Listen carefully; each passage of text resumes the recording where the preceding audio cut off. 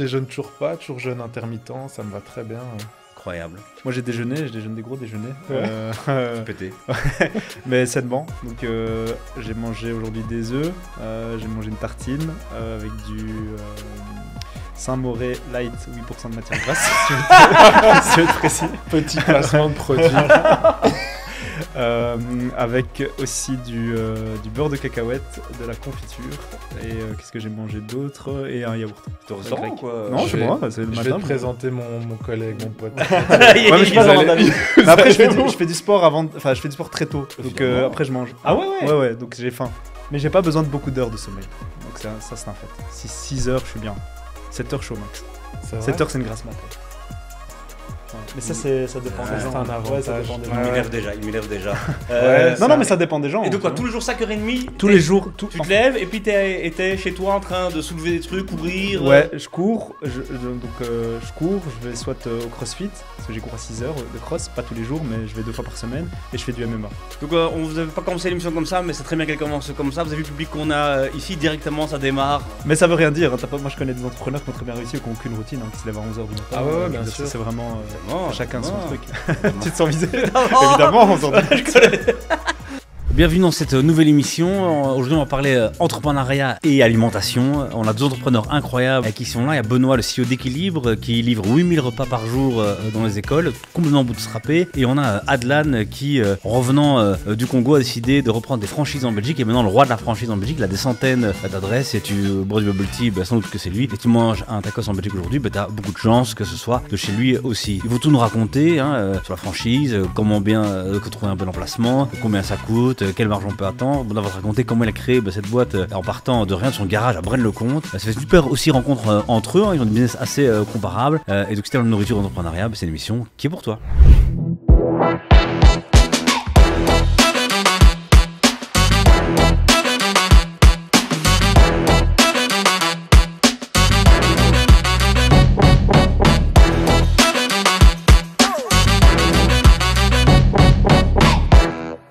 Vous avez vu, on a déjà des gens un peu exceptionnels sur le plateau, évidemment, avec nous. Deux entrepreneurs très proches, hein, on en parlait de ces différences d'âge entre vous, ce divan-là, et moi. Et donc, vous êtes la même génération, ça et tout, assez jeunes.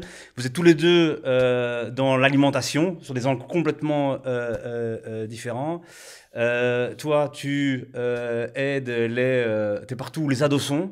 Et d'autres sont dans les supermarchés, dans les centres commerciaux, dans les rues commerçantes. Tu es là, tu proposes t'as des franchises et tu nourris combien de personnes par jour? Oh, je sais pas. J'ai pas le chiffre, je suis désolé. Plus que 1000, plus que... Ouais, plus que ça. Ouais. 10 000? Je pense, peut-être plus, je pense. Ouais, gros, Difficile à quoi. Tu dire. vois beaucoup de monde. Ouais. T'as pas un snack quelque part. T'as des franchises Oui. dans plein de catégories différentes. Ouais, exactement. Et un peu partout en Belgique. Toi, tu livres, pas comme j'ai dit plus tôt 2000, mais 8000 repas par jour. Ouais. Avec Équilibre. Ouais. Est-ce que vous pouvez un peu vous présenter pour les gens qui ne vous connaissent pas? Vous nous faites en 3 phrases qui vous êtes. Je te laisse. Qui on est ou Ouais, notre qui on business est et la boîte. Qui on est? Moi, je suis Benoît Leplay. Qui je suis? Je suis marié, j'ai 2 filles. Et j'ai lancé Équilibre il y a maintenant 5 ans. Et Équilibre, c'est un service de repas sains dans les écoles. Et le concept qui nous distingue de tout ce qui se fait sur le marché, c'est que les repas sont préparés par des vrais bons traiteurs locaux. Donc des traiteurs qui sont déjà en place, qui ont une autre activité de traiteur classique. Et nous, on les embarque avec nous pour qu'ils préparent et qu'ils livrent les repas avec nous dans les écoles de Ok. leur région. Donc c'est pas vous qui fabriquez. Non, qui c'est produisez. les traiteurs Ok. partenaires. Ouais. Ok. Chez toi, c'est fait chez vous, par vos franchisés. Oui. Raconte un peu alors le groupe, comment tu l'as créé. Peut-être qui je suis. Oui, pardon, oui, excuse-moi, oui. Sauf si tu veux, je Donc je suis Adlan Draou, je suis le fondateur et le CEO de Madvision Group. Madvision Group, c'est une plateforme multimarque dans la restauration rapide. On est présent, tu l'as dit, en Belgique, mais on est aussi présent en France, au Maroc, à l'île Maurice et à La Réunion pour l'instant. Et on est multi-franchisé au tacos, pour citer les marques un peu connues. Master franchisé Gongcha, qui est le leader mondial du thé premium, dont une catégorie le bubble tea, pour que ça parle aux gens. Comment j'ai commencé? C'est simple. J'ai d'abord créé une première société au Congo, il y a maintenant 10 ans. Je l'ai revendu au bout de 5 ans, je suis revenu et j'ai créé une deuxième société qui s'appelle Madvision Group, donc la société actuelle, par pur opportunisme à la base. Donc je voulais rentrer du Congo avec un projet. On l'avait vendu, donc on avait un peu d'argent. Et en fait, le premier Otakos de Belgique, franchisé, était à vendre et je l'ai racheté. Et puis l'aventure commence. C'était à l'époque le monde merveilleux du tacos, c'était tout au début. Ouais, c'était des la marges folie. incroyables, C'était la folie, oui. un public qui en voulait. Qui en voulait plus, hein. Ouais. Plus de sauce fromagère. Exactement. Non, mais c'était fou. Ouais. Cette époque-là, c'était 2017-2018, c'était la folie sur Otakos. C'est toujours la folie, attention. Hein. Mais la hype était complètement folle. Il y avait 5-6 heures de fil parfois. Donc, ouais. Pour un tacos. Pourquoi ils vendaient Ils voyaient pas le potentiel que toi t'as vu à l'époque Si, mais en fait, donc le franchisé était d'origine française, et qu'il était français. À ce moment-là, il y avait une quarantaine d'Otakos en France, ce qui peut paraître beaucoup, mais il y en a 450 aujourd'hui, donc il faut vraiment remettre à l'échelle actuelle. Donc c'était le tout début d'Otakos, on va dire, et lui voulait ouvrir en Belgique parce qu'il voulait un petit restaurant qui tourne, fait ses chiffres, et il voulait juste travailler avec sa femme en fait. Donc il n'avait pas du tout l'ambition d'ouvrir un bourbier, c'est ce qu'il a eu finalement. Et c'est pour ça qu'il a choisi de venir à Bruxelles et pas d'ouvrir en France, parce qu'il s'est dit, en Belgique, la hype sera peut-être moindre qu'en France. Parce qu'en France, chaque fois que tu ouvrais un Otakos, c'était la folie. Et carrément, donc il est venu pour que ce soit plus tranquille. Ouais, voilà. Pour pas trop vendre. Et il s'est retrouvé dans l'inverse. Et donc, au bout de 6 mois, il était en burn-out complet. Parce que il n'arrivait plus à suivre en fait. C'était beaucoup trop pour lui. Et il vendait. Et du coup, nous, c'était l'inverse. Nous, ça nous a excités, tu vois. Ouais. Donc on l'a racheté. On s'est dit, on va ouvrir plein d'Otakos. C'était ça la première idée. Et puis petit à petit, on a compris le business model. Et voilà. Incroyable. Donc tu rachètes les franchises et tu mets des gérants. Ouais, c'est plus complexe que ça. Donc le premier, on l'a racheté, ensuite on les a créés. Enfin, oui, donc okay. toujours sur Otakos, mais on a ouvert des points de vente. Donc c'était vraiment juste le premier, et heureusement qu'on l'a fait parce que ça nous a permis de vraiment comprendre le business model. C'était déjà un truc existant. Donc c'était plus simple que si on avait dû le créer de toutes pièces. Ouais. Où là vraiment, je crois qu'on aurait réussi à transformer l'essai, mais plus longtemps, je pense. Ça aurait pris plus de temps. Yes. Et toi, tu ne reviens pas du Congo, tu es dans une école et tu te dis, il faut que ça change. Ouais, moi je reviens de la banque, c'est moins loin, je reviens pas du Congo. Ouais, moi j'ai travaillé d'abord 7-8 ans comme salarié, en sortant des études. J'ai changé beaucoup de boulot, je trouvais jamais de trucs qui me convenaient totalement. Et puis on parlait de nos enfants tout à l'heure. Quand ma première fille est arrivée, moi je voulais du temps avec elle, je voulais la voir, et quand j'étais à la banque c'était pas le cas, et donc je me retrouve effectivement, comme dit Thierry, comme comptable, gestionnaire financier dans une école, et comme toi, toujours passionné d'entrepreneuriat depuis les études, je rêve de trouver l'idée avec un grand I, mais là dans l'école je cherche rien, quoi. Je vis vraiment ma parfaite vie de fonctionnaire, vraiment 8-16, vraiment le fonctionnaire parfait. Et par contre, je vois, en mangeant mes tartines, je le dis toujours à midi, je vois ce que les jeunes mangent. C'est des crasses. Ouais, c'est pas des tacos plaisir, c'est à midi. Tu peux le dire. Non, mais c'est marrant aussi. Je mange aussi des crasses. Il n'y a pas d'hypocrisie, mais pas tous les jours à l'école. Il est là le problème. Ce serait le rêve. Tu ferais beaucoup plus de marche si tu faisais des tacos tous les jours. Ouais, c'est vrai. On va discuter. On pourra te fournir si tu veux. Et donc, je fais ce constat-là, et c'est là que naît l'idée. Il y a tout un cheminement. Au début, j'analyse ce qui se fait sur le marché. C'est toujours la même chose, quoi. Soit c'est les grands groupes, soit tu engages du personnel dans l'école pour cuisiner, mais alors tu as les problèmes de gestion de personnel. Et puis, le gros élément déclencheur, c'est l'arrivée du Covid, où en fait, j'entends à la radio que tous les traiteurs qui font... des mariages, des banquets, du service au domicile, ils ne peuvent plus travailler du jour au lendemain. Et c'est là que je me dis, pourquoi est-ce que ces traiteurs, il y en a partout en Belgique, pourquoi est-ce qu'ils ne servent pas les écoles de leur région, quoi. Et c'est là que naît l'idée, et là, tu sais ce que c'est, tu prends ton bâton de pèlerin, ton idée, tu démarres comme un... Et tu vends l'idée, au début, c'est ça, tu vends l'idée, j'avais pas le nom, j'avais rien, j'avais même pas de numéro d'entreprise ou quoi, vraiment. Et puis voilà. Après, c'est parti, ça a démarré. J'allais dire petit à petit, mais ça a quand même... Petit à petit, pour moi, je suis passé à mi-temps dans mon boulot. J'ai dû changer d'école. Enfin bref, je passe les détails. Et puis moi, ça va faire 2 ans seulement que je suis temps plein sur Équilibre.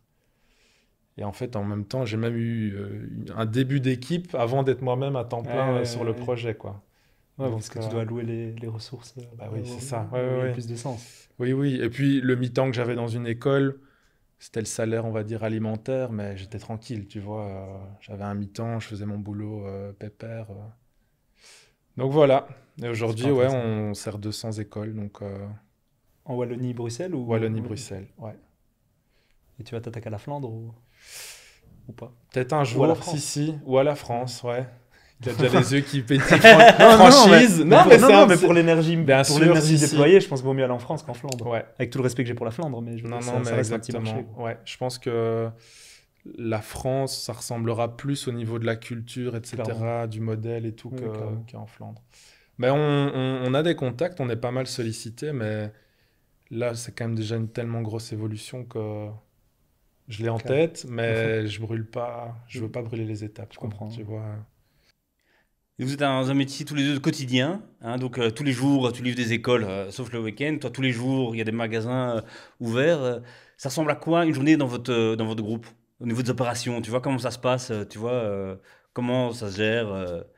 Alors, il faut distinguer deux flux chez nous. Il y a nos restaurants qu'on a en propre. Donc là, c'est toute une strate de structuration. Donc il y a des managers qui ont des assistants managers, qui rendent des comptes au district manager, qui rendent des comptes au directeur opérationnel, et qui potentiellement me rendent des comptes parfois. Et ça, en propre, c'est quoi? C'est 10% de le total? Oh, c'est moins, non, Ok. non, c'est moins que 10%. Ouais. En fait, le propre, si tu veux, c'est le passé, mais c'est toujours générateur d'EBITDA, c'est toujours générateur de chiffre d'affaires, donc Ok. on les élimine pas, enfin on les élimine pas.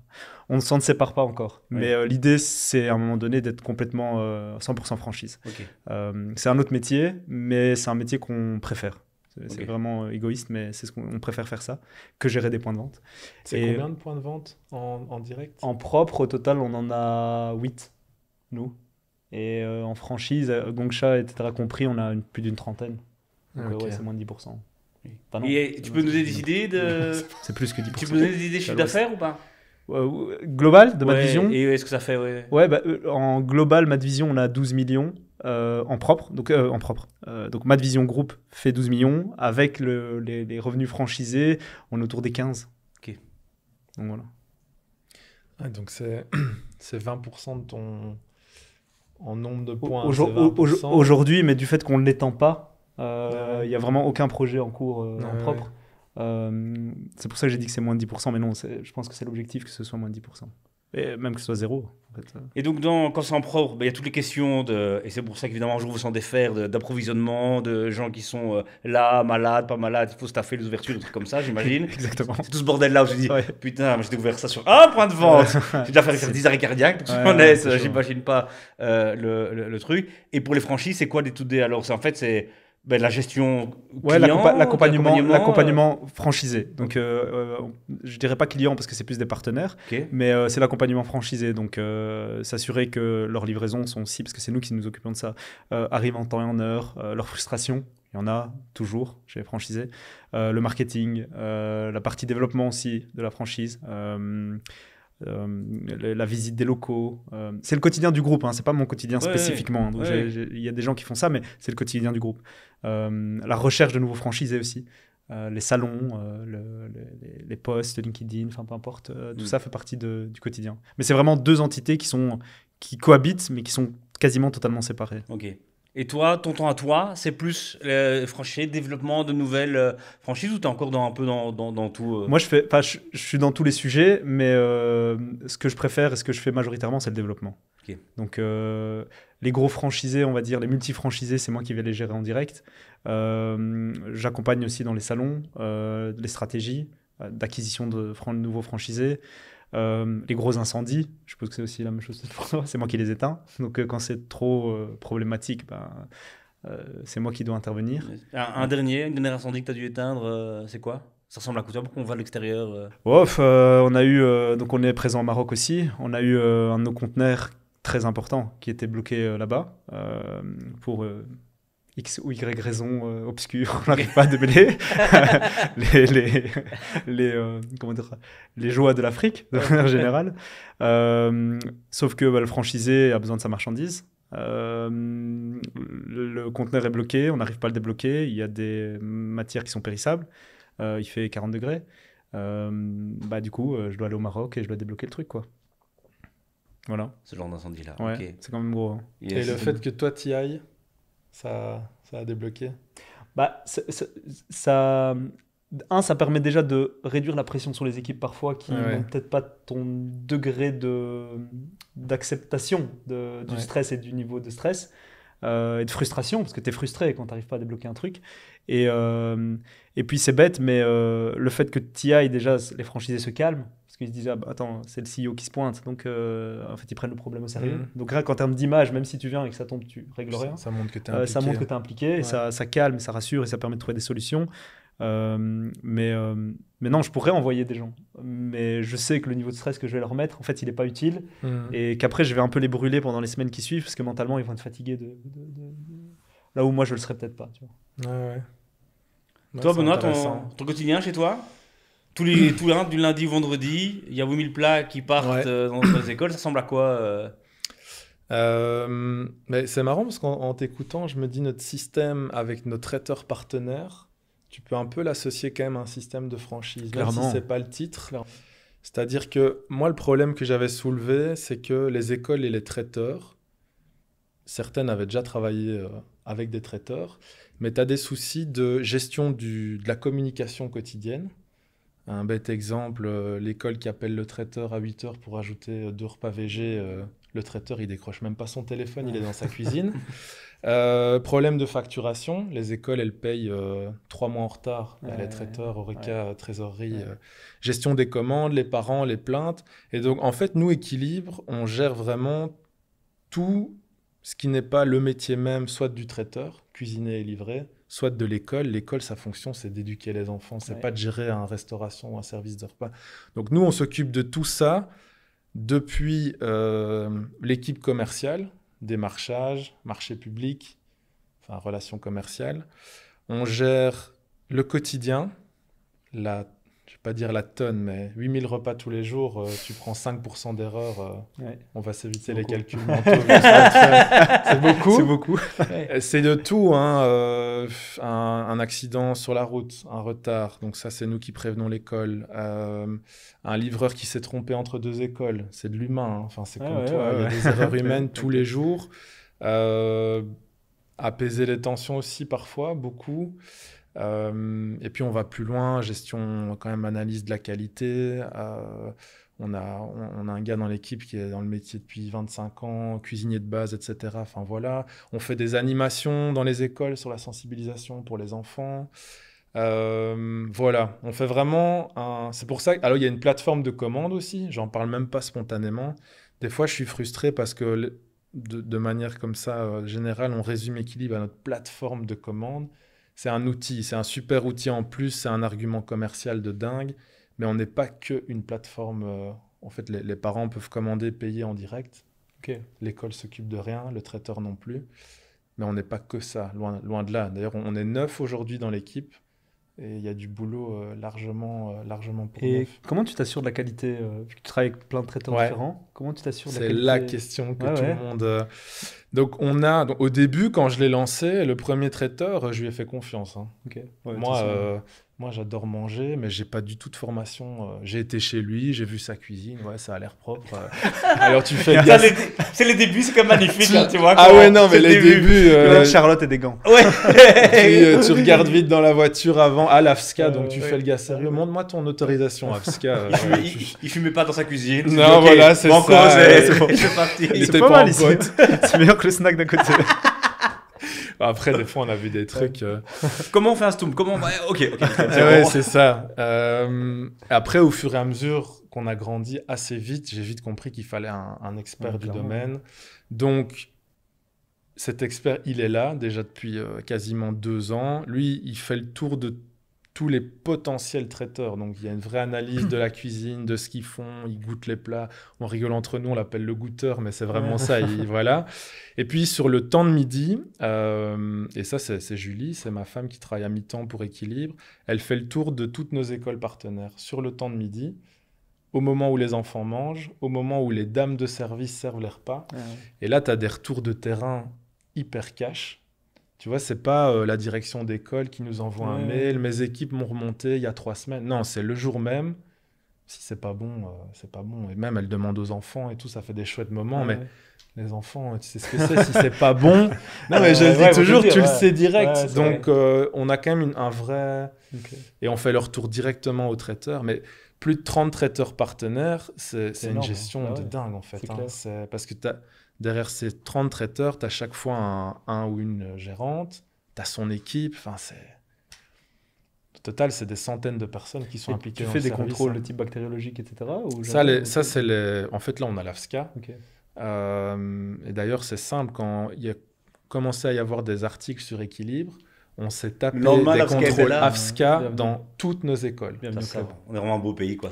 Mais ça fait partie du jeu. Mais il n'y a pas que l'AFSCA. Moi, je connais tout le gouvernement belge. Toute l'administration belge. Je suis en contrôle fiscal, là, maintenant. Ah ouais? Mais voilà. T'es souriant, ça fait plaisir. Ne m'apporte pas la poisse. Je les connais tous. Ça arrivera. Tous les SPF, on les connaît.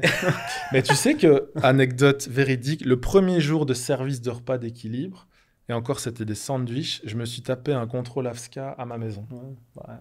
Dénonciation. Un parent qui avait été voir Équilibre, c'est quoi? Tiens, pas d'autorisation pour préparer. Ben oui, non, c'est pas nous qui préparons. Contrôleur AFSCA chez moi. La tête de ma femme. Donc voilà, le quotidien. Du coup, on s'éloigne. Mais... Et moi, mon quotidien, ça ressemble un peu au tien. Il n'y a pas une... Bon, je me lève à 5 heures, je fais 2 heures de semaine. Ça fait 1 heure. Non, j'ai vraiment... En fait, j'ai pas 2 journées les mêmes. Et effectivement, je gère plus les gros potentiels nouveaux partenariats, dossiers, et je te rejoins, et les gros problèmes, quoi. C'est normal. C'est normal, Tu le prends avec plus de sourire que moi, je crois. Plus de recul. Je relativise trop ces choses-là. Ça fait combien de temps? Tu l'as peut-être dit tout à l'heure. C'est quand que tu as lancé c'est ma 6e année. 6 ans. Mais maintenant, j'avais déjà une première expérience entrepreneuriale et au Congo. Donc, tu vois, la 5 charge ans. mentale, 5 ans, donc ça fait de déjà 2022 à 2012 à 2017. On faisait du transport de personnes, donc des taxis et du bois, les deux. Et tu vivais là-bas ou t'es parti? Non, je vivais là-bas, je vivais à Kinshasa pendant 5 ans. Okay. Et donc la charge mentale que j'ai pris là-bas... Tu relativises maintenant tout. Complètement. Tu vois, les gens qui se pointent pas, etc. Je veux dire, au Congo, on peut te donner un rendez-vous à midi, le gars vient à 18h. C'est pas une blague. Ah non, je suis sérieux. Donc en fait, tu prends la vie avec... T'as 2 choix. Soit tu prends la vie avec philosophie, soit tu deviens complètement stressé et tu pètes un câble. C'est ça que t'es arrivé une demi-heure... Non, je suis arrivé avec 10 minutes d'avance, mais c'est ça que je me suis intégré dans un podcast qui n'a rien à voir. Ça, c'est le Congo, les aléas. C'est ça. Une histoire incroyable, on vous la raconte quand même. Évidemment, on avait invité, mais il paraît que j'avais pas envoyé d'infos, mais ça, je crois pas. Et tu t'es retrouvé accueilli par quelqu'un d'autre, et t'étais dans un autre podcast, ils t'ont mis un micro. Très bien accueilli. Très bien accueilli. Mieux qu'ici. T'as commencé un podcast, avant ce podcast-ci, t'as commencé un podcast. Mais c'est pas vraiment un podcast, c'était une interview, j'étais tout seul face à une caméra, donc je sais pas si moi faisais un podcast. Et il s'est dit, ce chien de Thierry, il m'invite ici, il me demande de venir, alors qu'en plus t'es en face d'accouplement pour ta femme, c'est vraiment contrôle fiscal, accouplement en face. Normal. Et tu dis, je veux bien venir à un podcast, et t'es dans un podcast, j'étais même pas là, tu te dis, putain, il me fait venir, il est même pas là, il y a un mec qui connaît même pas ma boîte, qui est en train de me random complètement, et il reste avec le sourire, c'est ça la résilience, c'est ça le Congo, c'est ça le... Mais je te jure que c'est ça le Congo.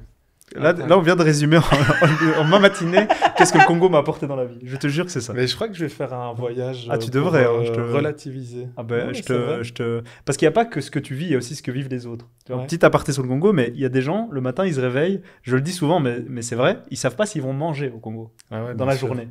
Toi, tu sais que tu vas manger, donc finalement, c'est quoi tes problèmes? Ça, par contre, j'en suis très conscient. Ça, je le dis souvent. Ça, c'est vrai. Quand tu règles un problème, même il a l'air extraordinaire, en vrai, il l'est pas. C'est pas vital. Non. On est d'accord. Tu sais que tu vas rentrer le soir, tu vas manger, tu vas dormir, tu vas... T'as la santé, t'as ta famille à la santé. entièrement voilà. d'accord. Petit moment. On Ça- part ça- en ça- philosophique. Ouais. Non, Calmez-vous tout de suite. non, mais c'est vrai. Hein. Ouais. Ça te fait prendre conscience de la vie, en fait. Tu Mhm. vois. C'est rien, les problèmes qu'on a. C'est rien, un contrôle fiscal. Tu vois, c'est pas grave. Enfin, tu verras quand même comment ça se passe. Mais, Oui, mais enfin, non, mais de toute t'as façon, raison. on est clean. T'as Je veux raison. dire, on s'en Ouais, fout. mais Mais évidemment. je veux dire, si j'avais des choses à me reprocher, je serais moins à Ouais. l'aise. Ouais. Et même, enfin, je veux dire, Bien tu vois, t'as pas. C'est correct. Il faut savoir relativiser. Parce que, qui n'est vraiment pas ma première qualité. Quoi. Moi, je suis vraiment direct pris, À direct fond. nerveux, direct dans le truc. Dans Et l'émotionnel. donc, je vais essayer de prendre ce recul-là. C'est très bien. C'est très bien. Raconte, toi, évidemment, ce qui nous intéresse aussi dans ta venue, c'est il y a deux choses. Le monde de je viens chez toi et je prends une franchise. Dis-nous un peu plus. Voilà, je viens chez toi. Je dois prendre quoi? C'est les tacos, c'est Bubble Tea. Aujourd'hui, qu'est-ce que tu nous conseilles et qu'est-ce que tu nous proposes en fait? C'est quoi? Il y a un accompagnement. Tu payes un fee à l'entrée et après, tu as un accompagnement et tu as une début de garantie ou tu vois, c'est quoi un peu le. Est-ce que je ne sais pas si je peux conseiller plus un business model qu'un autre. En tout cas, nous, notre stratégie, c'est Gongsha. Pourquoi? Parce que c'est le leader mondial, c'est une marque internationale. Ok. C'est ce qui nous permet d'arriver en France, c'est ce qui nous a permis d'aller au Maroc, etc. Ok. Donc, pour nous, en tant que groupe, Gongsha, pour moi, plus de valeur que nos tacos. Ok. Maintenant, comment ça fonctionne? C'est simple. Tu postules, on sélectionne ou pas. Donc, il y a tous des critères objectifs qu'on analyse. Il y a plusieurs meetings. Tu peux en donner un ou avec deux, tu sais, qu'on voit un peu. Ouais, le premier, c'est le plus basique et le plus. Mais c'est ton appétit pour la marque. Parce qu'en fait, il y a plein de gens qui viennent en mode investisseur, enfin profil investisseur. Donc, en fait, ils n'en ont rien à cirer de ta marque, ils n'en ont rien à cirer du produit. Et on a pu faire ce genre de choix au début. Grosse erreur. Parce que souvent ça se plante, parce que c'est pas lui, s'il y a un problème dans le point de vente, c'est pas lui qui va se pointer à minuit pour aller le réparer. Tu vois. Donc ça on prend plus. Et donc pour nous, c'est l'appétit déjà, un, que tu as pour la marque. Deux, est-ce que tu as les capacités d'être entrepreneur ou pas? Et ça, en fait, on a un espèce de système de questions. On peut se tromper, on s'est déjà trompé, hein, mais on essaye de limiter la chose en posant des questions un peu spécifiques, notamment des mises en situation. Qu'est-ce que tu ferais, je dis n'importe quoi, si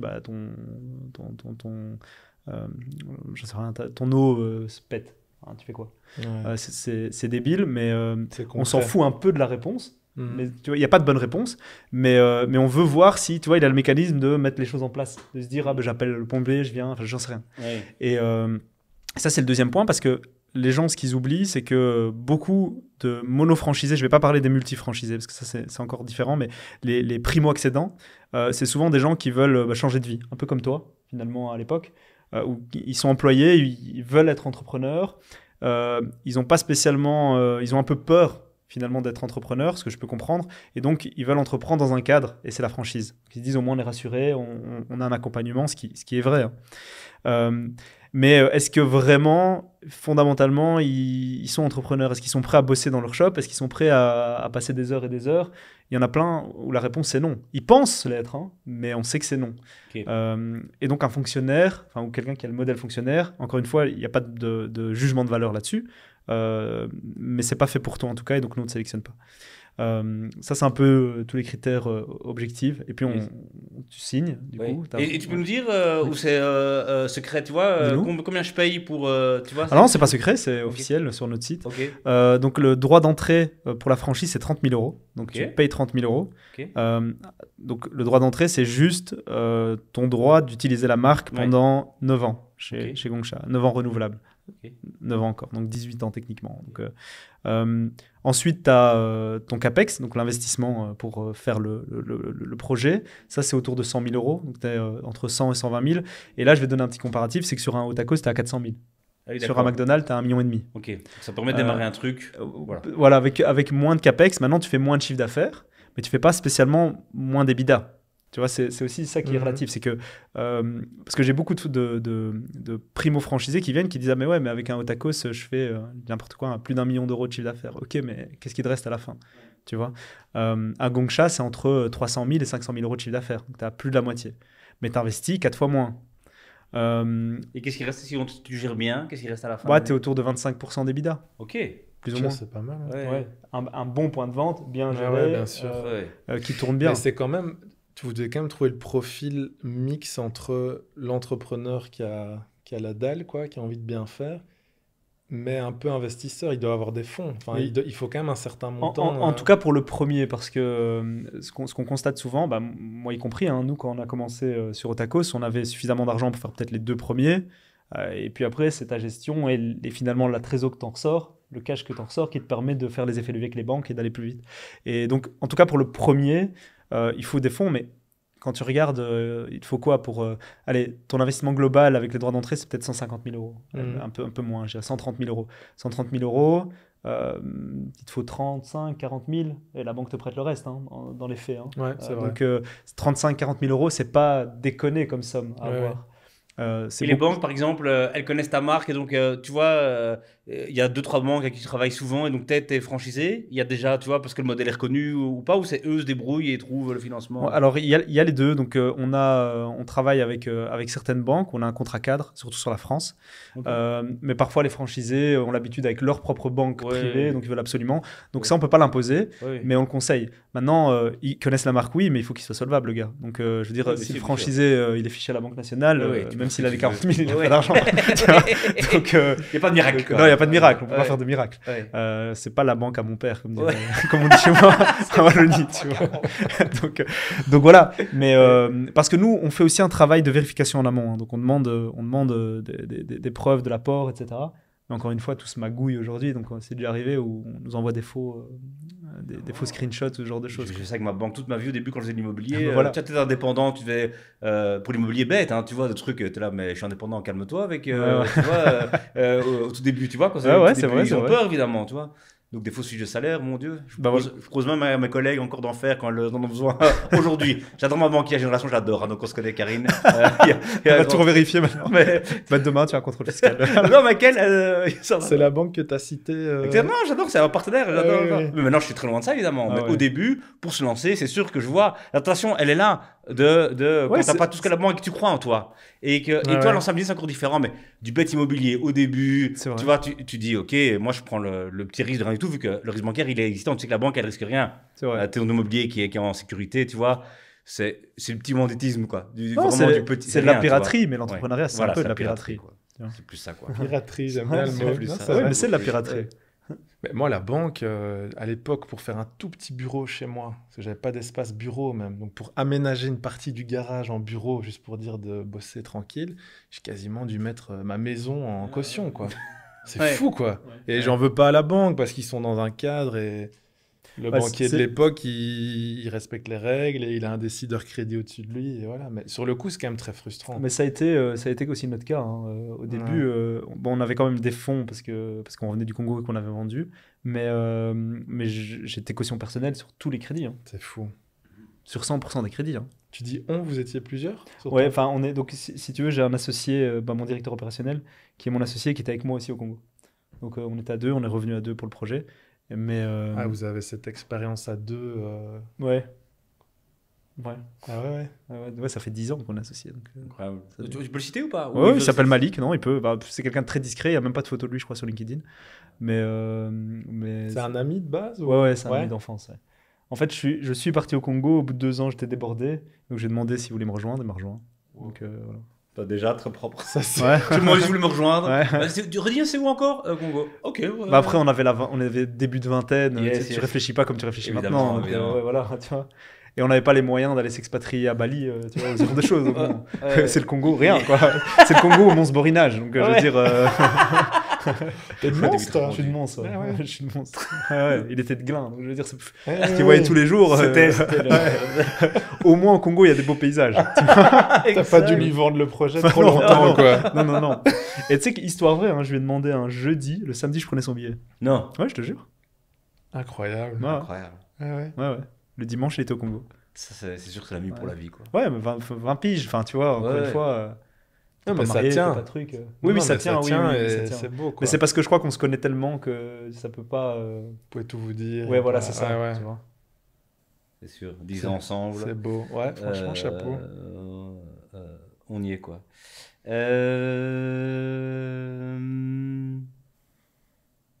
Ça sent la question qui pique. Ouais. Non, je la trouve nulle, justement. Je n'osais pas la dire. C'est quoi cette histoire? Je me fais honte à moi-même.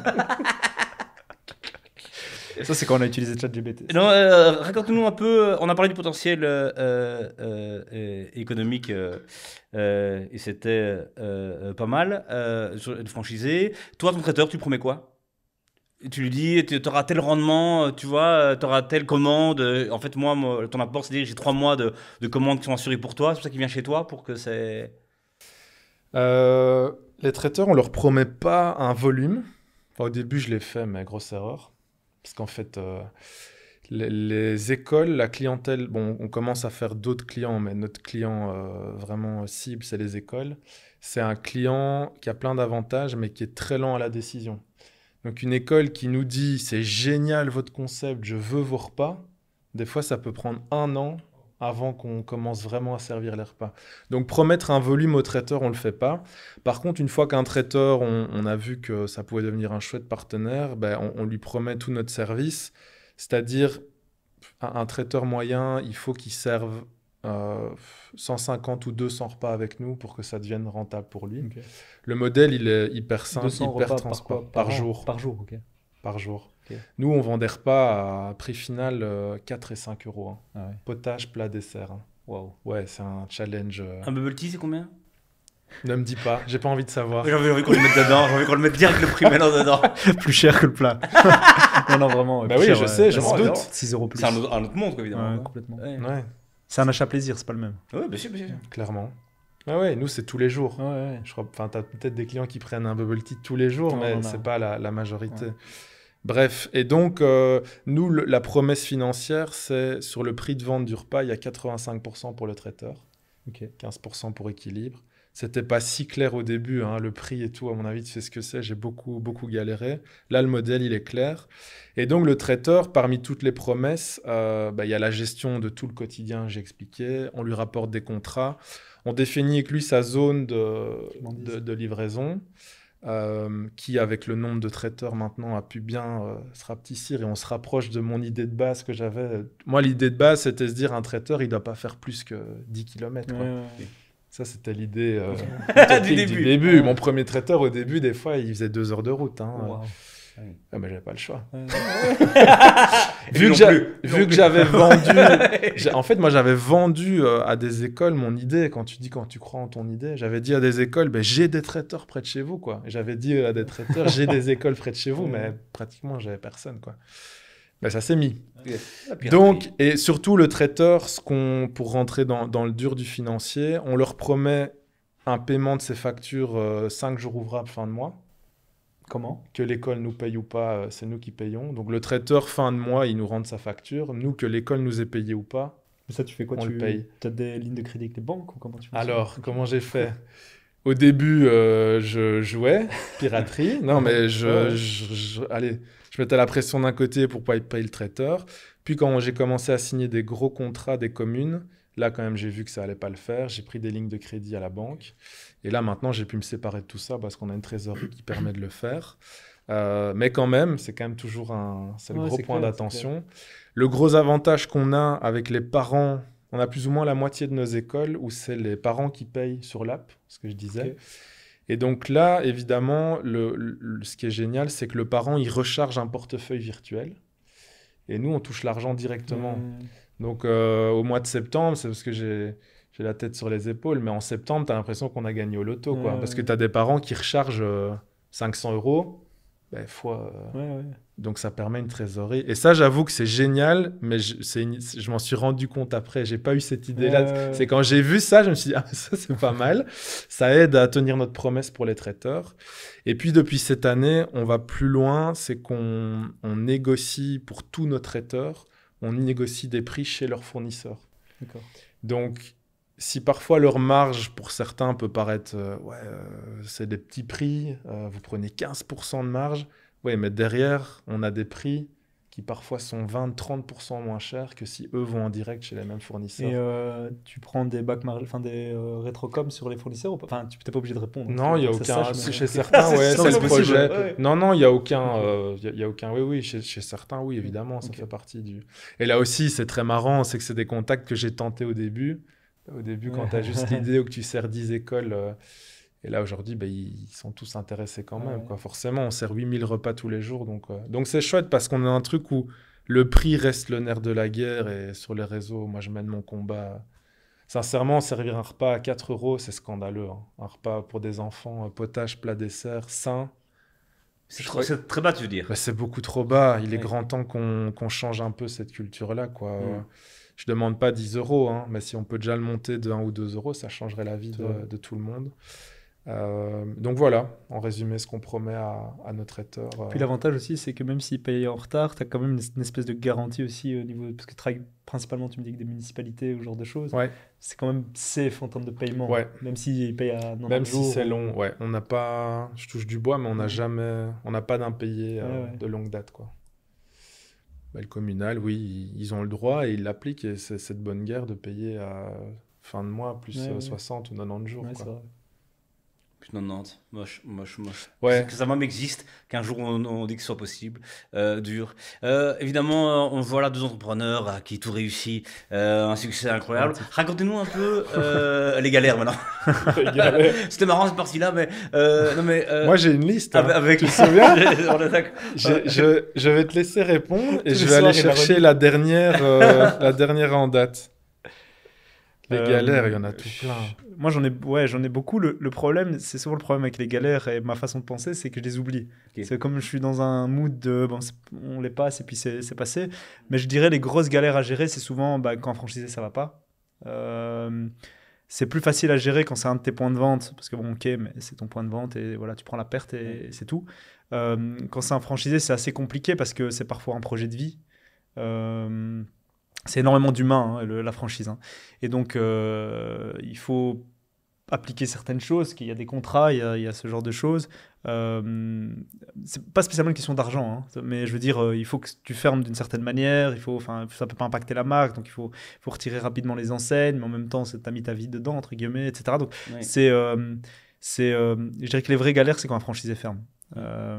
Et puis tu te remets aussi en question parce que s'il ferme, il y a une partie qui est peut-être de sa faute, mais il y a une énorme partie qui est de notre faute. Et même si la partie, enfin, moi je pars du principe que même si une partie est de sa faute, notre faute elle incombe plus parce qu'on l'a choisi, tu vois, on l'a sélectionné. Donc si on l'a sélectionné et qu'en fait il a fait que des choses qu'il fallait pas faire, Oui. c'est nous le problème. Le choix de l'emplacement, il est chez lui ou chez toi, par exemple? C'est nous qui validons les emplacements. Donc lui peut nous proposer des emplacements, Ok. mais ça c'est nous qui validons et on valide de plusieurs manières. On va toujours sur place, donc ça c'est automatique. Et puis on utilise des outils de géolocalisation qui nous donnent les flux de la rue, etc. Et en fonction de ça, on limite le risque. Enfin, en tout cas, on essaye de le limiter au maximum pour pas se planter sur les emplacements. Mais souvent, c'est pas l'emplacement. Souvent, on se plante sur le franchisé, hein. Honnêtement, Ah oui. à 90% des plantages, c'est le franchisé. Ah oui. Ah ouais. Vraiment. Donc, tu peux avoir un top emplacement. Si tu as un franchisé qui est pas là, laisse tomber. Mais oui, parce que la marque, elle apporte 20 ou 30% de ton chiffre d'affaires. C'est ce qui fait que les clients reviennent. C'est ta manière d'opérer le point de vente. Ok.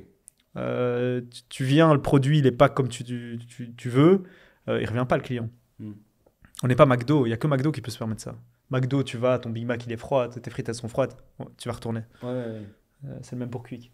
Ouais, même si la personne qui te sert tire la tronche, Ouais, tu voilà, retournes. tu vas retourner Là, à un moment dans donné. un- Tu vois, ouais, tellement ouais. qu'ils t'ont matraqué en millions de dollars de publicité. Ouais. Et on n'a pas ces millions de dollars de publicité. Et on n'a pas les années aussi de matraquage qu'il y a eu avant. Mm. Et donc, tu es obligé d'avoir un service client qui est irréprochable. Si tu n'as pas ton service client qui est irréprochable, nous, on a des points de vente qui sont situés dans des endroits B, on va dire, qui font parfois plus de chiffre d'affaires que des emplacements numéro 1. Ok. Parce Je que t'assure. l'équipe. Parce que l'équipe est top, le franchisé est super bon. Incroyable. Et donc, il arrive à créer une espèce de récurrence.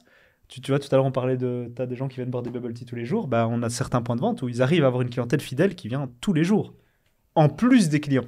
Donc, Ouais. Ah, c'est la dynamique qu'ils mettent dans leur point de vente. Mais à 100%. Ouais. C'est de Incroyable. l'humain. Moi, je de t'aurais nouveau. juré que c'était, sans rien que tu me disais, c'était la localisation, tu vois, qui était le premier machin. Et en fait, l'équipe reste. Oui, la après, façon. quand je dis zone B, ça reste quand même des zones intéressantes. Tu peux pas le mettre. Tu peux avoir la meilleure équipe du monde si tu Ouais. le mets dans un endroit où il y a zéro flux. Ouais. Je suis pas sûr que ça marche. Anderlecht, zone C, quoi. On dirait que zone Z, je veux dire. Et dis-nous un peu à Bruxelles, zone A, zone Ouais. B, c'est quoi? Zone A, les centres commerciaux. Je dis Anderlecht, je suis méchant parce qu'on est au Westland, on est au Cora aussi, donc on est quand même présent, hein, sur Yes. Anderlecht, hein. Mais typiquement, où on s'est croisé la dernière fois, Saint-Guidon, Oui. zone X, allez, je vais pas mettre Z. Où j'avais mon restaurant. Yes, Thierry, la localisation. Non, mais c'est vrai, on avait aussi un au tacos là, qu'on a fermé. Hein, donc, ah ouais tu vois, sur le coin, l'ancienne pharmacie. C'est le podcast il y a 2 ans, et sinon, bah oui, je ne serais jamais lancé, Ouais, bah, et c'est devenu pire. Donc, nous, au moment où on l'a fermé, c'était pas encore. Enfin, c'était au moment des travaux, ils n'avaient pas fini les travaux, mais nous, on croyait pas du tout à leur histoire de ça, les redynamiser. On savait que ça allait tuer tout le truc. Ouais. Et donc, nous, on a préféré couper les pertes avant que ça ne s'aggrave, mais ça, zone X. Rue Royer, Saint-Guidon. Et t'en as un à Mons, non? Ouais. Et celui-là? Alors là, il y en a 2 à Mons. On en a 2 à Mons. Celui du centre-ville, c'est pas le nôtre. Celui de Grand-Pré et celui du Coradornu, c'est le nôtre. Ouais. Et ça très fonctionne. Content. Ah ouais. Ouais, en fait, je vois celui. Et même Gongsha, Gongsha au Grand-Pré, c'est un de nos top performers à Mons. Ah, même mon toi consomme mes produits. Évidemment. Ouais, mais tu vois, pourtant, c'est un centre commercial, mais c'est à côté de grosses enseignes où tu peux aller manger un truc pas cher et boire un truc pas cher, mais les gens viennent, donc ça rejoint ce que tu dis. Alors, il y a un truc aussi, c'est que parfois les gens confondent les zones à fort pouvoir d'achat et la consommation. En fait, moi, ce que je me rends compte, c'est qu'au moins il y a de pouvoir d'achat, au plus les gens consomment. Peut-être consomment mal, j'en sais rien, mais consomment. Je te prends Waterloo au tacos, échec total. C'est pas le nôtre, mais échec total. Pourtant, les gens ont le pouvoir d'achat d'aller tous les jours chez Tacos. Mais ça n'intéresse pas du tout. Non, parce qu'ils consomment pas ça. Et même, ils consomment pas. Les gens font plus attention à tout, de manière générale. Top numéro 1 des ventes, c'est pas le nôtre non plus. C'est Charleroi. Yes. De Tacos. C'est numéro 1, de très loin en Belgique. Hein. Moi, j'ai une histoire là-dessus. Je travaillais à l'époque chez Sambre Invest. Je pensais que tu travaillais dans le Tacos. Non. Et quel club alors? C'est possible. Et moi, j'étais dans le digital. Donc, on investit dans des startups partout en Wallonie. Et j'avais des collègues qui géraient Charleroi, le truc du quotidien. Quoi. Et un projet au Tacos arrive à Charleroi. Évidemment, tout le monde regarde ça dédaigneux. Tu vois. Les gens qui regardent ça, ils ont 50 ans. Ils ne connaissent rien. Moi, j'ai rien à dire dedans, je connais rien et tout. Puis à un moment, ils ouvrent les chiffres. C'est violent. Mais c'est incroyable. Et il me parlait de ça. C'était pour finir le meilleur dossier, tu vois, de l'année, des trucs comme ça. Alors qu'au début, ça m'était regardé vraiment. Ouais, je sais. Ouais, je sais. Les messages, je l'ai appris en faisant, hein, tu vois. Mais c'est pas du tout les endroits qu'on penserait qui sont spécialement les numéros 1. Après, il y a des valeurs sûres comme centre-ville de Bruxelles, Porte de Namur, ce genre de choses. Ouais. Et encore, parce que les loyers sont tellement excessifs que est-ce que vraiment... Ok, tu fais beaucoup de chiffre d'affaires, mais est-ce que vraiment tu gagnes de l'argent? Je suis pas sûr. Yes. C'est ça toujours ta contrainte, toi. Alors, le loyer, le franchisé le négocie, tu les as négociés, tu vois? On l'aide. Donc, il négocie parfois en direct, mais on l'aide toujours parce qu'on a l'habitude. On a tellement négocié de loyer qu'on sait très bien ce qu'on peut demander, ce qu'on peut pas demander. Ouais. Et même on connaît maintenant les bailleurs en France, par exemple les centres commerciaux, c'est 3 gros bailleurs, hein. C'est pas plus, hein. Ils possèdent tous les centres commerciaux de France, hein. Et à partir du moment où tu connais les commerciaux, tu négocies toujours avec les mêmes personnes en fait. Donc on a des facilités avec ça. Ouais. Et tu as vraiment tu vois, pour ceux qui, même qui ne veulent pas faire de franchise, mais qui se lancent dans un négo d'un bail, quand c'est des grosses trucs comme ça, quoi, il y a moyen d'avoir 20% d'office ou une année, tu vois, un 6 mois. Non, il y a souvent 3 mois de gratuité dans des travaux minimum. Il y a aussi ce qu'on appelle un loyer progressif. Donc en fait, il faut comprendre comment fonctionne un centre commercial.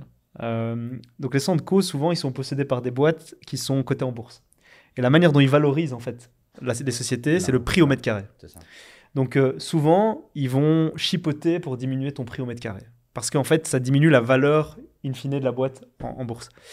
De la maison mère en bourse. Et donc, souvent, ce qu'on fait, c'est que, je dis n'importe quoi, tu as 3 000 euros du mètre carré, ils ne veulent pas diminuer leur loyer. Tu dis, OK, mets-moi 3 000 euros du mètre carré, mais les 3 premières années, tu mets des réductions. Donc, sur contrat, tu as 3 000 euros du mètre carré, ça ne bouge pas au niveau de leur valo. Mais par contre, la première année, tu payes 600 euros du mètre carré, la deuxième année, 1500, etc. Donc ça, c'est des choses que tu peux négocier. Tu peux négocier aussi des interventions CAPEX. Donc, eux mettent de l'argent dans ton projet. Parce que ça aussi, ça ne rentre pas dans le même flux. Et donc ça ne bouge pas. Eux, ce qui compte vraiment, c'est la valo de la boîte au-dessus, hein. Vraiment, dès que tu as compris ça, tu as compris comment négocier avec eux. Et donc parfois, c'était le cas des grands prêts. Donc les grands prêts sont possédés par un gros fonds de pension allemand à Mons. Ils ont mis beaucoup d'argent dans cette Tacos, hein. Quasiment 40% de l'invest, hein. Ah ouais. Ouais, mais le loyer est abusé, hein, au grand prêt. Mais nous, en fait, que ce soit l'un ou l'autre, en fait, on s'en fout. Tu vois, donc ça, c'est des petites bases. Après, il y a plein d'autres choses, hein. Évidemment. Mais bon. On le saura plus quand on postulera pour être franchisé. Avec plaisir. Et là, il va tous. On va revenir sur les galères. Ta liste, t'as quand même quelque chose, une dernière Une dernière, ouais. C'est Mais je suis comme toi, mais je crois qu'on est obligé. On a tendance à les oublier, les grosses galères. On est obligé. Ouais, faut t'as pas le rester- choix, ouais, sinon- Mais c'est pour ça que je les note, moi. Parce que franchement, ça fait du bien parfois de s'en souvenir Ouais. et ça permet aussi de relativiser. C'est vrai. La dernière en date, et je le dis pas pour ça, il y a eu cette fameuse nuit des entrepreneurs inspirants là, du Yes. Hainaut. Je gagne. Donc, sympa. Surtout que, sincèrement, je m'attendais pas à gagner. On fait un peu la fête en équipe et tout. Ça, c'est le jeudi soir. Vendredi matin, tu as un peu fait la fête, tu te réveilles un peu bizarre, je dépose les filles à l'école. Au moment où je reviens, facteur, recommandé, donc le lendemain. Tu vois vraiment la vie, la fiesta et le lendemain, recommandé d'une commune qu'on servait parce qu'ils ont reçu une vis comme ça dans une platine de repas Ah ouais. pour les enfants, quoi. Et un recommandé bien menaces, d'amende, etc. qui sont dans le... Et donc tu te dis, bah, c'est bien, je viens de profiter 3 heures de... On est vendredi, ça les emmerde, quoi. Donc allez. Sinon, les gros problèmes, même style quand un traiteur nous plante, on en parlait un peu avant le podcast, ça arrive qu'un traiteur nous plante. Et là où c'est compliqué, c'est quand c'est pas fait dans les règles de l'art. Tu vois, un arrêt quasiment instantané, alors qu'on a quand même des engagements ensemble vers un client Et final. comment tu fais? Comment je fais? Il y en a 2 qui l'ont fait. Le premier, on est en justice. Ok. Ça, c'est un... Et je le citerai pas, évidemment, mais ça, c'est un dossier même où il y a eu beaucoup d'émotionnel parce que c'est le premier traiteur avec lequel on a commencé. Ok. Donc, sincèrement, je le dis toujours, je crois que sans lui, il y aurait peut-être même pas d'équilibre. Et puis, en fait, ils ont grandi énormément et rapidement avec nous. Mais en parallèle, il a voulu aussi grandir sur ses mariages et tout. Il a engagé du personnel à l'appel. Et à un moment, il s'est fait saquer financièrement. Et alors, je ne saurais jamais si c'est la vérité ou pas, mais son comptable lui a conseillé au mois de mai, il y a 2 ans, d'arrêter les écoles, d'arrêter Équilibre. Mais donc, je reçois un vocal WhatsApp. Ouais. Pourtant, on avait une vraie relation, quasiment de l'amitié, hein. Un vocal WhatsApp qui me dit dans 2 semaines, on arrête. C'est même pas on arrête en septembre l'année prochaine. C'est après le congé de Pâques, on arrête. Compliqué. Là, pour le même prix, c'était la fin d'Équilibre, il y a 2 ans. Ok. Mais franchement, je sais pas dire comment on a fait. Et j'étais même pas, ce qui est fou, c'est que j'ai pas été stressé. Je m'énerve pour des fois des trucs Ouais. moins graves. Là, j'étais Ouais, ça t'avait sonné un peu comme ça. sonné et puis tu te dis, bah, on va y aller, on va se retrousser les manches. Et en fait, pratiquement, on a trouvé... donc lui, c'était un traiteur, on l'a remplacé par 6 ou 7 traiteurs, donc beaucoup plus aussi dans notre Ouais. philosophie locale, etc. Et on s'est retourné. À part que dans les chiffres, et bon, moi, je suis pas un obsédé du... Bon, c'est rentable, très Ouais. rentable et tout, mais je suis pas non plus un obsédé de ça. D'ailleurs, sinon, j'aurais pas fait un projet à 4 € dans les écoles. Ouais. Mais quand même, c'est commercial et Ouais, je bien sûr, surveille ouais, la baraque. Mais par contre, financièrement, le fait que toute l'équipe, à l'époque, on était 5, ait dû se concentrer en avril-mai sur de la recherche de traiteurs, ben, notre commercial démarchage pour des nouveaux clients, on a senti que mais la croissance reste Ouais, incroyable. ouais. Mais je sais qu'on aurait pu faire encore beaucoup mieux si on n'avait pas eu ce coup dur. Mais le principal, c'est qu'on s'en soit sorti et qu'on ait remplacé. Mais c'était... Et là, pour le coup, comment je fais? Et je me fais pas mal encadrer aussi, réseau entreprendre et tout, tu connais tout ça. Donc j'ai beaucoup demandé à des mentors et tout, qu'est-ce que vous feriez? Et en fait, de manière générale, ils m'ont dit, Benoît, là, il y a des contrats, il y a des choses, il faut les appliquer, quoi. Tu peux pas non plus te laisser marcher totalement sur les pieds. Ça sert aussi d'exemple, entre guillemets, même si avec les autres, j'ai pas de problème, mais tu peux pas laisser passer un truc comme ça. Parce qu'on, franchement, ça aurait vraiment pu causer la perte de... Il servait plus de 1000 repas par jour, hein. Ah ouais? Ah ouais, il a grandi avec à nous. l'époque, donc c'était... Bah, il servait 1000 repas sur un petit 5000 ou 4000. Ouais. Et je savais que c'était le danger, hein. Je le savais depuis le début. Tu te dis, il y a quand même un traiteur qui a beaucoup. Ouais. Mais Tu bon. régleras le problème plus tard. Ouais. Ouais, je sais, mais j'ai confiance. Je comprends. On a une vraie relation. Ouais. C'est fou. Et puis le vocal est arrivé. Mais donc, c'est vrai, C'est vrai. le regard, c'est comme ça. Mais tu disais un truc quand même pareil, tu disais que parfois quand tu as un franchisé, c'est son projet de vie, ça se passe bien, mais le contrat, il faut l'exécuter. Faut Il y a l'appliquer, un moment ouais. où tu dois rester là-dedans, dans ce milieu de partenaires de franchisés, ou sinon ça... Moi, ça va dépendre. Je suis un peu d'une école un peu à l'ancienne où je suis. Souvent quand on dit ça, c'est je frappe. Hein. Non, non, non, non, non, non. Je frappe et puis je parle. Non, non, non. C'est juste que moi, si t'es correct, je suis ultra correct. Même contrat, pas contrat, je te jure que si t'es correct, je suis méga correct. Pareil. Par contre, quand t'es dans le vice, on va nous, on est en justice Pléiade. Hein, en Ah ouais. justice. Ouais, enfin, j'exagère, mais on est quand même souvent en justice quand t'es pas correct. Mais t'es honnête, tu m'appelles ou t'appelles un membre de mon équipe, tu dis voilà, t'as fait tout ce qu'on a demandé que tu fasses, ça va pas, je comprends. Mais, mais, euh, mais par contre, tu fais des coups de vis ou tu trucs, ou tu te fournis ailleurs, ou enfin, Je te rejoins totalement. là vraiment, c'est tolérance zéro. Ouais, pareil. Mais ça, t'apprends. Hein. Parce qu'au début, moi, je fais confiance à quasi tout le monde, au feeling. Bon, il y a des gens où tu le sens moins et j'y vais pas, mais les gens que je sens, moi, je suis capable de travailler sans contrat même. Hein. Enfin, à la base, maintenant, je le fais plus. Mais... Moi, plus maintenant. Non, non, mais à la base, vraiment. Tu vois que- Mais dans le fond, qui est contrat ou pas, ça, je réalise. Si quelqu'un veut te la mettre à l'envers, qui est contrat ou pas, Ouais, il va bien te la sûr, mettre à bien sûr. l'envers. Et donc, mais l'importance du contrat derrière, c'est de se faire respecter.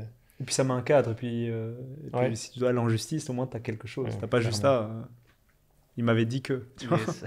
Ouais. Le vocal WhatsApp, je l'ai ici. Parce que Bah, c'est recevable. Hein. je l'ai C'est ici. recevable, Ouais, bien c'est sûr. recevable, Ouais, c'est ouais, c'est recevable. dans le dossier. Ouais. Parlez-nous un peu de... C'est dans le dossier. Ok, c'est dans le dossier.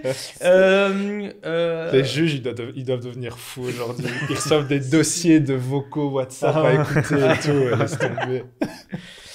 C'est quoi la vision à 5 ans de vos boîtes chez toi, Benoît? C'est beaucoup plus d'écoles ici, en France. Il y aura des franchisés un jour. Comment ça? C'est quoi ta vision long? Je vais déjà te dire pour les 2 prochaines années, ce qui est clair là, c'est qu'on continue à croître, mais là, volontairement, j'ai un peu, pas freiné, mais enfin, c'est un peu ralenti la croissance folle.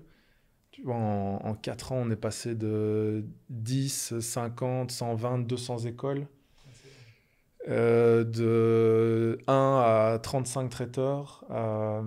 Et là, je sens qu'on est en train vraiment de solidifier le service. Je parlais de tout ce qu'on apporte aux traiteurs. On est vraiment en train de solidifier ça comme des dingues. On a des gros potentiels contrats aussi sur des nouveaux services.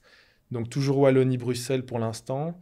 Et après, vraiment, c'est pour ça que je suis hyper intéressé par tout ce que tu dis, parce que le système de franchise, pourquoi pas, je crois que ça pourrait s'appliquer. On a déjà eu des demandes du côté de la France, pas la Flandre. On a eu, beaucoup de monde m'en parle, mais on a eu 0 demande. Et je crois déjà, j'écoute quand même, je me renseigne que déjà au niveau des tarifs et tout, ça va être différent. Je ne sais pas du tout si on pourrait trouver des traiteurs en Flandre intéressés par le modèle.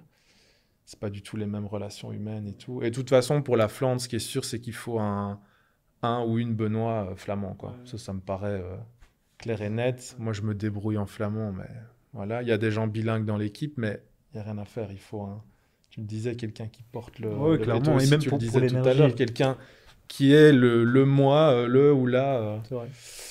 Donc voilà. Après, ouais, si on est déjà un peu en France, etc. Ou même en fait continuer à devenir clairement leader en Wallonie-Bruxelles, ça sur les 5 ans. On l'avait déjà dit avec mon collègue l'autre fois, hein, mais ça c'est sûr et je crois que c'est en bonne voie sans être prétentieux ou quoi, si on continue à faire là. En fait, au niveau qualité dans l'assiette, il n'y a juste pas photo, quoi. Et ça, Ouais. je le dis vraiment sans... à chaque fois qu'il y a dégustation, on gagne, quoi. Donc on n'aura jamais tout le monde parce qu'il y a ce côté du prix, il y a des accords, il y a des gens qui sont là depuis 50 ans. Mais les écoles qui sont objectives, qui veulent des bons repas, sincèrement, C'est chez vous. c'est chez nous. Bah, surtout Aujourd'hui, que c'est chez souvent nous. dégueulasse quand même. Hein. Sodexo, etc. Enfin, C'est moi, je peux les citer, lui, il peut dégueulasse. peut-être. Thierry Moi, je m'en adore fous. les citer. Moi, je veux que les cite tout le temps. Non, je c'est dis vrai. ça comme devrait Non, que mais ça. je veux dire, évidemment. en secondaire, etc., c'était ce qu'on avait à l'école, c'était dégueu. Bien hein. sûr que c'est Évidemment. dégueu. Mais franchement, 9 personnes sur 10 à qui tu parles de la cantine, ils ont un souvenir horrible, quoi. Ouais, ouais. Moi, le premier. Et tout ce qui est transport avion, tout ça. Je sais pas, hein. Quoi, pour renvoyer carrément dans... Bah non, bah tu livres aux compagnies aériennes. sur place. Ah, pardon, comme Tu vois, ça, ouais. ouais. Mais ça fait partie, on est sollicité par exemple, bon pas pour ce service-là, mais par exemple par des hôpitaux. Ah ouais, bah oui, il y a eu aussi, c'est vrai. Mais à un moment, je me suis embarqué dans cette réflexion-là, mais en fait, le problème, les hôpitaux aujourd'hui, il n'y a qu'un truc qui compte, c'est le prix. Mais il n'y a que ça, vraiment. Et en plus, ils sont chers, ils sont pas à 5-6 euros. Ouais, le prix de vente final. Ouais, ok. Mais les fournisseurs de repas, on leur demande des prix qui sont bien en dessous de ceux qu'on fait pour les écoles. Donc, dans notre modèle avec les traiteurs plus locaux, c'est impossible, ils font en ça tient direct, pas quoi, la route. ouais. Ça tient pas la route. Et puis, ils ont besoin de malades à l'hôpital pour Ouais. soigner et pour avoir de l'argent. Ouais, donc, ça, c'est ceux qui ouais, le ramènent. donc, Tout le- donc, ils ont besoin que ce soit dégueulasse. En fait, ils travaillent sur toute la chaîne. Ouais, ils ont tout compris. Tu nourris mal les gamins toute leur enfance, Eh, comme ça, ils sont bien terminent dans malades, les il y a Des gens hôpitaux. brillants. Et en plus, ils sont en contact de ta marque toute leur vie. Et ça, c'est Ouais, beau c'est de voir ça. Qui peut dire ça? Qui peut dire ça? Ouais, c'est vrai, c'est vrai. Et chez toi, il y aura des Gongsha partout ou tu es à la recherche de la prochaine master franchise, de la prochaine tendance? C'est quoi ta vision, toi? Il y a deux axes. L'axe évidemment Gongsha, sur les territoires on est déjà présent. Peut-être l'Espagne qu'on envisage en 2026. On l'envisageait déjà en 2025, on l'a reporté en 2026. Ok. Donc potentiellement l'Espagne avec Gongsha. Et puis en France, il y a encore beaucoup de travail sur Gongsha. Et là, on aimerait bien, en tout cas dans le 18-24 prochains mois, acquérir une marque. Donc on a commencé en tant que simple franchisé. On est devenu master franchisé. Et là, on aimerait bien être propriétaire de marque. On n'est pas créateur, donc on ne veut pas créer une marque. Mais par contre, acheter une marque de taille moyenne dans les territoires où on est déjà présent, Belgique, France, ailleurs, on verra. Ok. C'est un peu ce qu'on... Pour après développer sa franchise, Ouais, tout ça, quoi, c'est ça. exactement. Donc pour après, faire exactement ce qu'on fait en master, mais en Yes, propriété de chez marque. vous, quoi. Ouais. Donc, Donc là, tu regardes tout ce qui se fait, les tendances, qui marchent. ouais, plus que ça. Je crois que je connais presque tout le monde. J'ai goûté presque tout. En tout cas, de ce qui a un potentiel. On a des discussions un peu aussi avec certains. Le plus compliqué chez nous, c'est pas trouver une marque ou trouver son public. Hein. C'est convaincre les partenaires financiers de nous suivre. C'est surtout c'est le plus compliqué. Parce que je suis dans une industrie que les gens n'aiment pas. Tu vois, la plupart des investisseurs, en fait, la restauration rapide, à très haut niveau, il y a énormément d'investisseurs. Quand tu es très très gros, les BlackRock, ils investissent là-dedans, les gros fonds investissent là-dedans. Mais nous, on est dans une espèce de taille intermédiaire où en fait les fonds intermédiaires ou les private equity ou les peu importe, c'est du fast-food quoi. C'est vrai, hein, c'est même des choses que j'ai déjà eu. Hein. Ouais. J'ai même déjà eu ça de gens qui font leur argent dans des industries qui sont limites. Tu vois, c'est pas une blague. Tu vois, je te jure que c'est pas une blague. Ouais. J'ai déjà eu des contacts avec des familles qui sont dans des industries. J'aurais même pas accepté leur argent entre toi et moi, mais qui sont dans des industries légales, hein, mais bien pire que le fast-food, quoi. Ouais. Tu vois. La marque qui me fait rêver, que j'aimerais qu'elle débarque en Belgique, j'aimerais que tu la rachètes pour le monde, c'est Père et Fiche. Père et Fiche, ouais, je connais bien. Dis-moi un concept cool, pas que tu regardes, mais que tu trouves chouette, qu'on doit regarder. Il y en a plusieurs. Une marque que j'aime bien et je connais bien les fondateurs, c'est Black and White, par exemple, en ce moment, qui est en train d'exploser. L'équipe derrière est juste très très bonne. Je parle pas que de l'influenceur. Ibra TV, c'est l'image, mais derrière, donc ils sont 4 associés au total avec Ibra TV. Les 3 autres associés sont des monstres opérationnels et des monstres marketing. Et tu vois bien je sais pas si vous suivez un peu, mais c'est l'explosion de la marque ces 2 dernières années, c'est pas du hasard quoi. C'est un vrai travail de fond. Ils sont à Mons aussi. Nos franchisés Gongsha à Mons, ce sont les franchisés Black and White. C'est les mêmes. C'est les mêmes.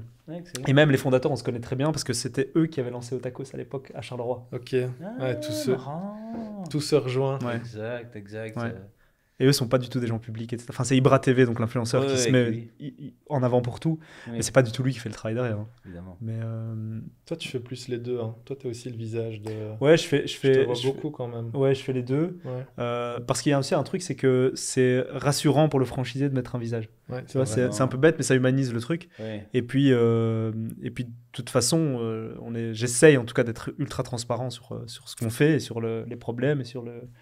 Ça reste de l'entrepreneuriat. Donc, tout à l'heure, tu disais, est-ce qu'on peut garantir les bidas ? Non, on ne peut pas le garantir. C'est impossible. Mais on peut essayer de faire en sorte qu'il y ait de moins en moins de risques. Ça, oui. Je vous remercie. Dernière question vraiment très importante et après j'ai 3 petites questions vraiment pour s'amuser pour finir cette émission-là. Vous avez appris à vous connaître là sur ce canapé. C'est quoi le projet que vous montez ensemble? Équilibre France franchise. Ok. Parfait ça, non? Pareil, ça me paraît clair. Serrez-vous la main sur plutôt la caméra. Allez là, on a quelque chose En ici. plus, c'est Non, la mais en tout cas, non, mais avec moi, plaisir, on en dit- vraiment, on en- le on en- système on en- franchise, et d'ailleurs mon équipe et tout, ils le savent, j'en parle depuis. Donc, en tout cas, c'est clair. On parle- va en tout cas, on parlait avec discuter, plaisir, comprendre tout. Moi, j'ai besoin de tout comprendre avant de. Ah, mais tu comprendras facilement, c'est un business model assez simple.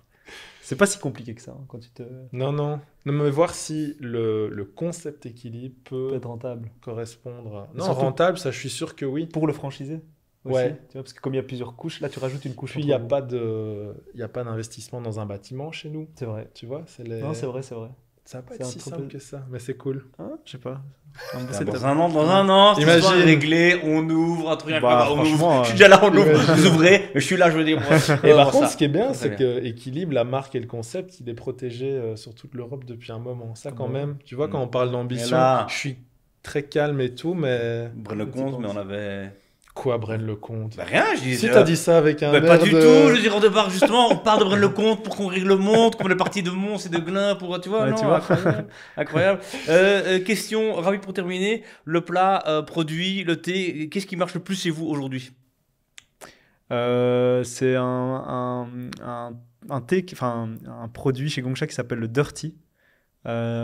C'est un thé à base de lait, de anis et de boules de tapioca. C'est ultra gourmand, c'est bien. T'as mangé, hein, on a bu ça, mais c'est notre top 1 best-seller Ok. de très loin. Le plat que les enfants adorent chez toi, et tu sais qu'il y a C'est tellement de facile, restes c'est quand possibles. on fait des pâtes, hein. Ça, y a pas. Ouais. Bah ouais. Quand je regarde les chiffres, j'aime bien, moi, le jour des pâtes, hein. C'est sûr que les commandes. Et puis, ça, les enfants mangent et. Il Pas n'y a de boulot. aucune plainte. On le fait parfois. On essaie quand même aussi de faire des pâtes un peu plus relevées, quand même toujours arriver avec les légumes et tout, mais Et les pâtes, ça se passe beaucoup le mieux. pire, le plat que les enfants détestent. Le plat que les enfants Le poisson le vendredi, détestent, le plat végé de je sais pas quoi. Bah, le poisson, c'est compliqué quand même, hein, sur papier. Bah bon, on adapte. Tu vois. Au début, on partait sur il faut du poisson toutes les semaines. Oui, en théorie. Après, si les parents commandent pas, Ouais, ça c'est sert à vrai. rien. Donc, tu Ouais. vois, on adapte, on le fait une semaine sur 2. Ou... Ouais. Bah, le poisson, ça reste. Tu le vois à la maison aussi. Hein, c'est Ouais. c'est c'est le même combat. Une mauvaise idée que vous avez eue et que vous assumez aujourd'hui. Il y en a eu beaucoup, évidemment, de mauvaises idées. Hein, il faut prendre des trucs, mais un truc que vous dites, putain, qu'est-ce que j'étais con ce jour-là. Elle est dure, Franchement, j'en ai eu ouais. plein, Moi moi. aussi, j'en ai eu vraiment beaucoup. Ouais. Une mauvaise idée. Qu'est-ce que j'ai eu comme mauvaise idée? Il faut demander à vos associés, en fait. Ça vous connaît comme vous Ouais, faut demander. La pire idée, il est venu les yeux brillants dans le bureau. Là, j'ai un truc, tu vois, qui va être. Et en fait, non. Ah, moi, j'en ai une il y a pas longtemps. On teste un peu plein de choses pour acquérir des franchisés. Et on a de la piraterie encore. On a payé un mec sur Internet qui fait du scrapping d'emails, etc. Ce qui n'est pas tout à fait légal, je crois. Mais on l'a fait. Et donc, on a eu un millier d'emails de potentiels franchisés en France, etc., etc. Et on a balancé un email général comme ça. Et on s'est pris un gros backlash là-dessus. Donc, c'était une très mauvaise idée. Mais bon, fallait tenter. Ouais. Ça nous a apporté 2 franchisés quand même sur 1500, donc ça va. Ok. On a quand même signé 2 personnes, 2 fois 30 000 euros, ça fait 60 000 euros. Ouais. Donc ça valait quand même le backlash, mais c'était, ouais, on s'est fait ramasser. Ouais. On s'est fait ramasser. Et il y a pour ne pas le citer, mais un mec dans l'industrie en France qui a quand même assez suivi sur les réseaux. Il a mis un screenshot du mail Non. en disant, je te jure que c'est vrai. Oh, En disant tout ce qu'il ne faut pas faire. Non. Je te jure, c'est vrai. Je te jure. Ça m'a agacé de fou. Et à ce moment-là, tu te T'as disais. pas réagi il a... Non, bah non. Non. Et, bah non. et tu te dis à ce moment-là, il a pas tort ou, Non, il avait totalement raison. Maintenant, j'ai trouvé ça pas délicat de faire ça, tu vois, Non. dans le sens où son concept c'est de la merde. Mais tu je vois. trouve que je le pense vraiment, hein, tu vois, mais je vais Ok. pas le dire, tu vois. Ouais. Mais tu as de plus en plus de gars, j'en ai encore vu un hier sur LinkedIn, qui font leur business. En fait, ils s'autoproclament chevalier blanc à dénoncer Ouais. les erreurs de gars comme nous. Ok, on fait des erreurs, mais quand même, globalement, on essaye de faire les choses C'est du clair, mieux qu'on c'est peut. clair. Ça me rend dingue. Non, et puis Ça me rend dingue. je comprends pas pourquoi t'en parles, et puis Il y a Booba qui dit si t'aimes pas, t'écoutes pas, et puis c'est tout. Bah, si t'aimes pas, tu manges Ouais, pas, c'est ou tu ça, écoutes pas, ouais, point. ouais. Enfin, je veux dire, Yes. tu vois. Tu gardes, quand c'est négatif, en général, moi en tout cas, je garde mon opinion pour moi. De toute façon, les gens s'en foutent de mon opinion, tu Ouais. vois, dans les faits. On fait une petite référence au bas, ça me fait plaisir. Je vais t'en faire d'autres. Si tu veux. Qu'est-ce que le Duc dirait à un jeune de 20 ans qui se lance qui a envie de se lancer dans un projet alimentaire, bouffe, fast-food, resto, dans une école? C'est quoi votre conseil que vous donnez du haut de votre expérience, quelqu'un qui se lance là maintenant? Moi, c'est de foncer, mais vraiment. De foncer et de vendre son idée.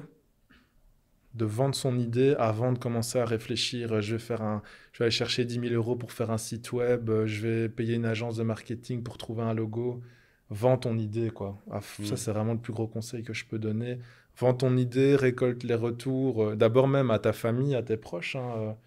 Alors au début, quand tout le monde te dit c'est nul, ça fait mal, mais tu l'adaptes. Après, si tout le monde te dit c'est nul, change d'idée. Mais Change de famille. ça m'est arrivé plein de fois. Réfléchis. Prends-toi une nuit pour dire la famille, mon idée, la famille. Non, mais c'est vrai, aller chercher des retours authentiques, cash, ça m'a toujours bien aidé quand même, quoi. C'est vraiment les conseils que... Nickel. Moi, je le rejoins et je vais encore citer un autre rappeur qui utilise de Youssoupha, qui dit la force est dans le geste. Et c'est vraiment ça, en fait. Faut faire. Faut pas... Il y a trop de gens qui... tu sais, on connaît tous des mecs qui ont depuis 10 ans des projets. Et le même projet parfois. Et que chaque fois, ils vont te dire, ah oui, et comme tu es entrepreneur, ils ont envie de te dire qu'ils vont le faire. Mais toi, tu t'en fous, en fait.